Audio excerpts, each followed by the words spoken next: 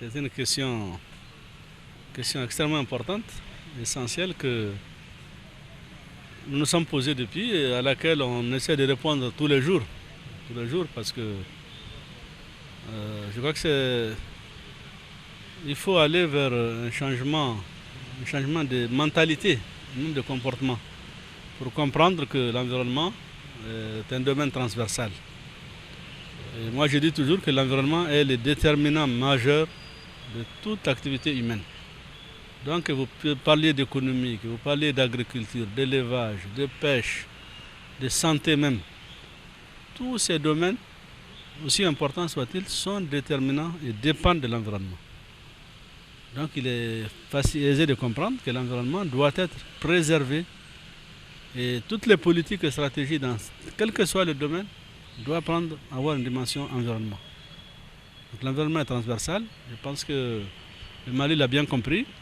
Et au niveau de l'AEDD, l'Agence pour l'environnement et le développement durable, beaucoup de travaux ont été entrepris pour voir comment intégrer l'environnement dans toutes les politiques et stratégies du pays, dans tous les ministères.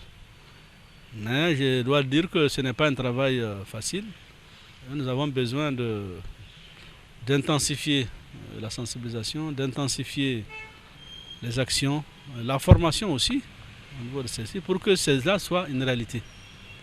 Je pense que nous en sommes très conscients, mais je dois dire qu'aujourd'hui on n'est pas encore satisfait vraiment du niveau d'intégration de l'environnement dans l'ensemble des activités et des politiques et stratégies du pays.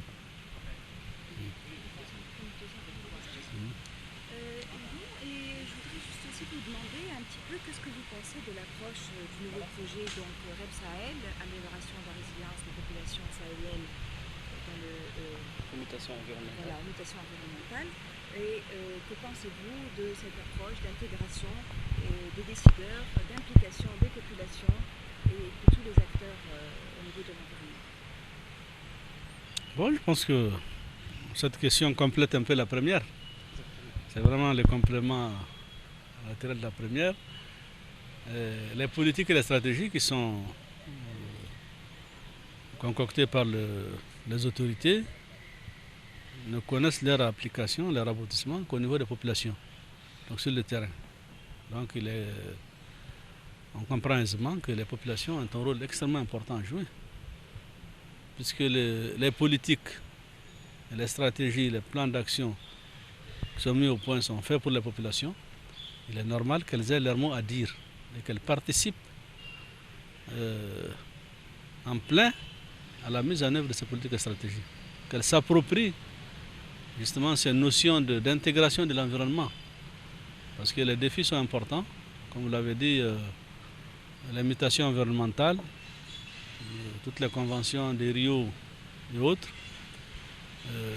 Aujourd'hui, pour aller vers le développement durable, je pense que les populations à tous les niveaux, au niveau local, au niveau national, doivent être impliquées, doivent être formées d'abord, sensibilisées et vraiment suffisamment outillées pour pouvoir elles-mêmes, au niveau local, au niveau le plus bas, intégrer cette gestion de l'environnement en premier dans toutes les activités qu'elles mènent. Je pense que c'est extrêmement important.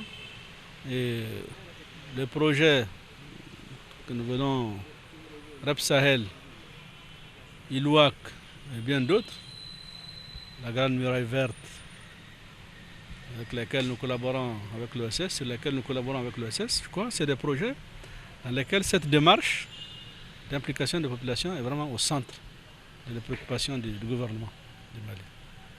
Je vous remercie, Monsieur le Ministre. Merci beaucoup. Merci beaucoup, Monsieur le Ministre.